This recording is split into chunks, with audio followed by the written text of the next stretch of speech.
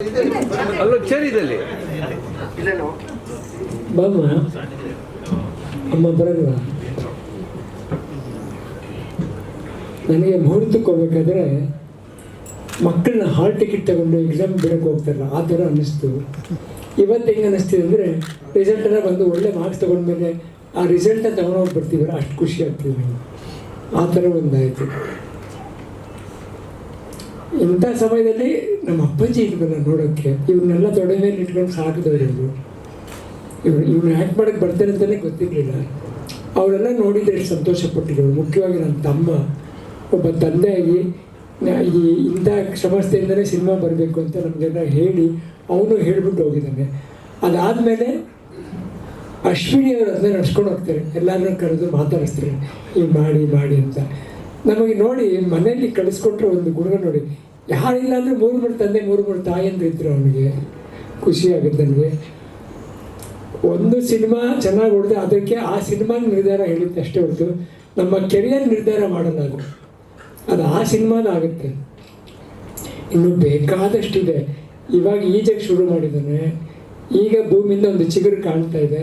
ಇನ್ನೂ ಇದು ಗಿಡ ಆಗಬೇಕು, ಮರ ಆಗಬೇಕು, ಫಲ ಕೊಡಬೇಕು. ತುಂಬ ದೊಡ್ಡಿದೆ. ಸಾಕಷ್ಟು ನಿರ್ದೇಶಕರ ಹತ್ರ, ನಿರ್ಮಾಪಕರ ಹತ್ರ ಕೆಲಸ ಮಾಡಬೇಕು, ಮೋಲ್ಡ್ ಆಗಬೇಕು, ಟ್ಯಾಲೆಂಟ್ ಪಡಿಬೇಕು. ತುಂಬ ಕೆಲಸ ಇದೆ. ಬಟ್ ಮೊದಲನೇ ಹೆಜ್ಜೆ ಇದೆಯಲ್ಲ, ಮಕ್ಕಳು ಕಲಿಯೋ ಏಜ್ ಇದೆಯಲ್ಲ, ಅದು ಒಳ್ಳೆ ಸಂಸ್ಥೆಯಿಂದ ಒಳ್ಳೆ ಸ್ಕೂಲಿಂದ ಆಗ್ತದೆ ಅಂತ ನಂಗೆ ತುಂಬ ಖುಷಿ ಆಯಿತು. ಅವನಿಗೆ ಕಲಿಸಿ ಕಲಿಸಿ ಕಲಿಸಿ ಕಲಿತ ಮೇಲೆ ಬೆಳೆಸಿ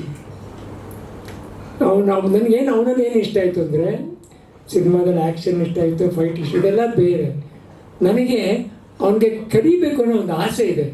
ಏನು ಬೇಕಾದ್ರೂ ಮಾಡ್ತೀನಿ, ಕಲಿತ್ಕೋತೀನಿ, ಮಾಡ್ತೀನಿ ಅಂತ ಒಂದು ಆಸೆ ಇದೆ. ಇದು ಒಬ್ಬ ಡೈರೆಕ್ಟ್ರಿಗೆ ತುಂಬ ಮೆಚ್ಚುಗೆ ಆಗುವಂಥ ವಿಷಯ. ಏನು ಹೇಳಿದ್ರು ಮಾಡ್ತೀನಿ, ಕಷ್ಟಪ 1 ಸಲ 20 ಸಲ ಮಾಡ್ತೀನಿ ಅಂತ ಆ ಒಂದು ಆಸೆ ಇದೆ. ಈ ಒಂದು ಗುಣ ಇದ್ದರೆ ಇದು ನಮ್ಮ ತಂದೆ ಗುಣ. ನಮ್ಮ ತಂದೆಗೆ ಯಾರೋ ಕೇಳಿದ್ರು,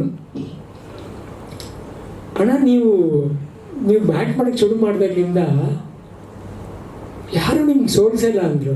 ರೀ, ಫಸ್ಟ್ ಆಫ್ ಆಲ್ ನಾನು ಯಾರನ್ನೂ ಸೋಲ್ಸಕ್ಕೆ ಬಂದಿಲ್ಲ ರೀ, ಎಲ್ಲರೂ ಮನಸ್ಸನ್ನ ಗೆಲ್ಲಕ್ಕೆ ಬಂದಿದ್ದೀನಿ ಅಲ್ಲಿ, ನಾನು ಸೋಲ್ಸಕ್ಕೆ ಬಂದಿಲ್ಲ ಯಾರು ಅಂತ ಹೇಳಿದ್ರು.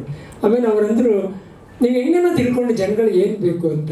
ನನಗೇನು ಗೊತ್ತಿಲ್ಲ ರೀ, ನನ್ನ ಕೆಲಸ ಇಷ್ಟೇ. ಒಬ್ಬ ನಿರ್ದೇಶಕ ಏನು ಹೇಳ್ತಾನೆ ಅವನನ್ನು ಒಪ್ಪಿಸ್ಬಿಟ್ರೆ ಜನಗಳನ್ನ ಒಪ್ಸೋದು ಅವನ ಕೆಲಸ, ಅದು ನನ್ನ ಕೆಲಸ ಅಲ್ಲ ಅಂತ.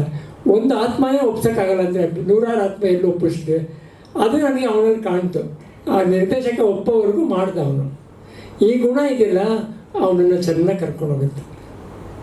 ಚೆನ್ನಾಗಿಡು ಮಗನೇ, ಯಾವಾಗ ಮಾಡ್ತಿದ್ರು ಈ ಸಮಸ್ಯೆ ಮಾತ್ರ ಮರಿಬೇಡ ಮಗನೇ.